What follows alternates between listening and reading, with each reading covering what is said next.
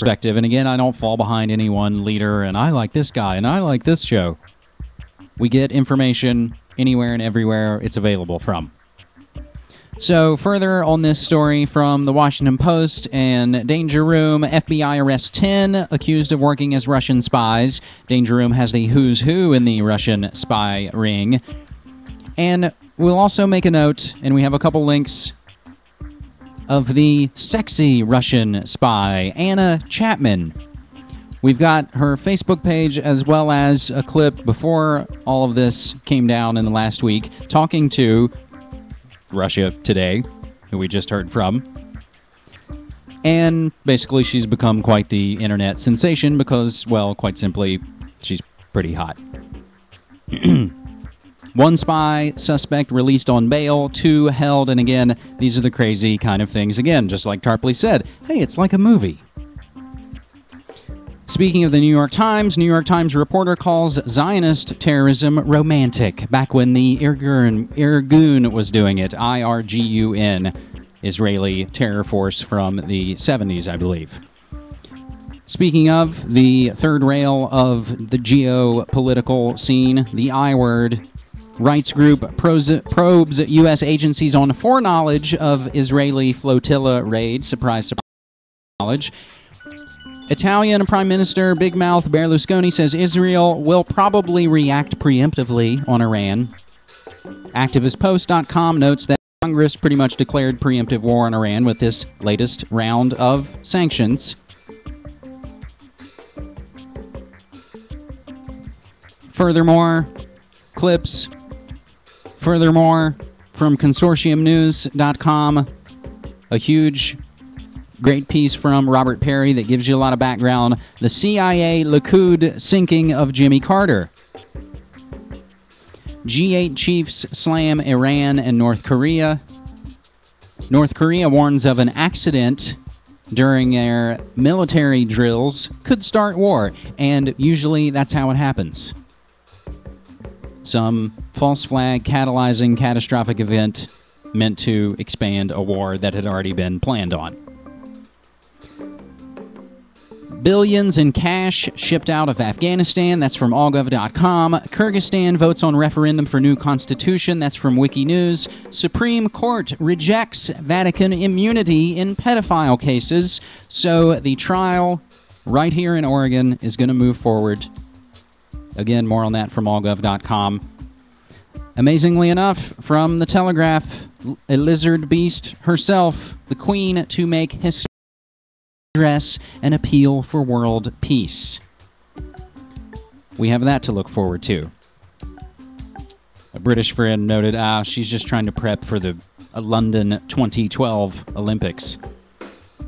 And speaking of the British arm of the Western finance central bank oligarch elites, Tony Blair to receive U.S. Peace Medal. That's from the BBC. Maybe that can go right along with Obama's Nobel Peace Prize.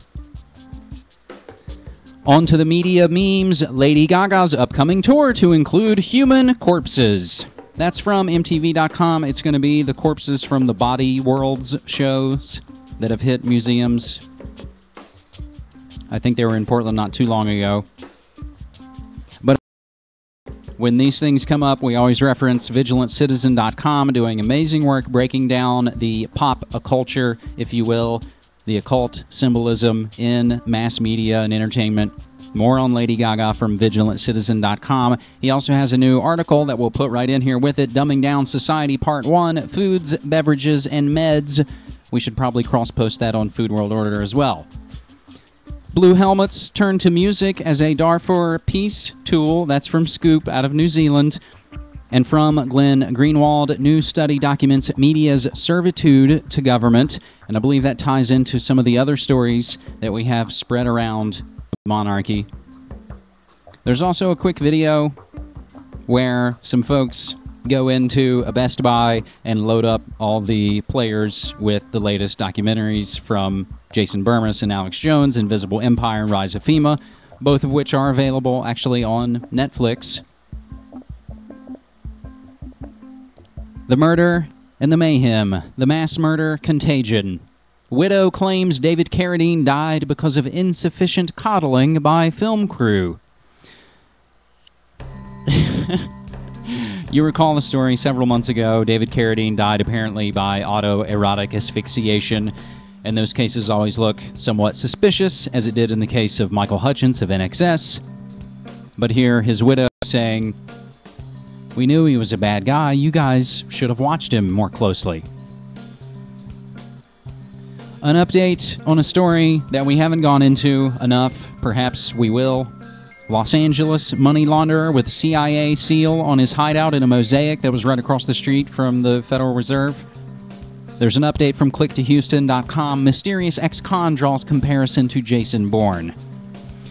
Cops say siblings brawled over butter in mac and cheese. We cover all the ridiculous attacks as we all fight amongst ourselves. So it seems silly to go from something like that to 21 dead in Mexican gun battle near U.S. border. That from early this morning on July 2nd, 2010. And to our good friend Barry Soetoro, the Obama-Messiah, and all his apostles of war.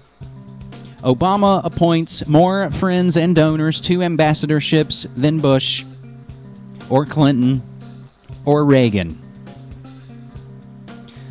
Pulitzer Prize-winning columnists call Obama a female with a humanoid problem, noting that if Bill Clinton was the first black president, Tex Mars says, as others in the Jewish community have noted, that Obama is the first Jewish president.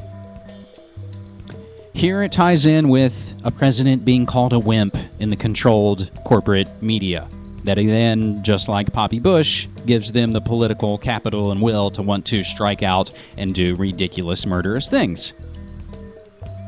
Obama Twitter hacker avoids jail. We've noted this hacked presidency. And we also note the birther meme. Here's Representative Steve King slipping it in on the floor of Congress. I'd be happy to take that $40,000 loan and a guarantee of a college degree and think that child could pay that off. But for nothing, they don't get a college degree, they don't get an education. They just get access to citizenship of the United States of America for their $44,000. That's their share of the national debt. A little baby with ink on their foot, stamped right there on the birth certificate. There's one in this country we haven't seen, but the footprint on those we have seen, those little babies, Uncle Sam, $44,000. As we've said time and time again, even if the birther question is answered, they'll just use that to change the Constitution, and then we'll get people like Arnold Schwarzenegger or worse. CFR shills say frustration with Obama goes beyond left and right. This is coming from Huffington Post, where they noted as Ariana Huffington, appearing on Fareed Zakaria's CNN show, said that frustration with Obama goes beyond left and right. And on that note, they are right. However, they don't point out all the times that all these folks are affiliated with the Council on Foreign Relations and a lot of the same think tank, media, mighty Wurlitzer organizations. Fareed Zakaria, CFR. Sanjay Gupta, CFR. As we mentioned last week, George Clooney, CFR. Katie Couric. Biden's latest quip. Vice President jokes with Wisconsin ice cream store manager, calls him a smartass. Barely half of U.S. governors born in the state they represented. That kind of ties in with Robert Byrd, long time, born and raised West Virginian, versus someone like Schwarzenegger, which would be on the opposite end of that gruesome spectrum. Kagan faces quote-unquote tough questioning on her coronation that's going on. And amazingly enough, and this is how it works when you're kind of data mining and kind of tapped in to the zeitgeist and can see the memes and the semiotics, we made a quick run through the grocery store, waiting in line, saw the USA Today, and on the corner, they had just a little quick blurb about the new Twilight movie, where it said vampires versus werewolves, and right below it was the picture of Congress questions Kagan. I was like, wow, vampires versus werewolves. That's quite fitting. And then I got home and saw the update that someone on the second day of softball questioning actually did ask Kagan about her opinion.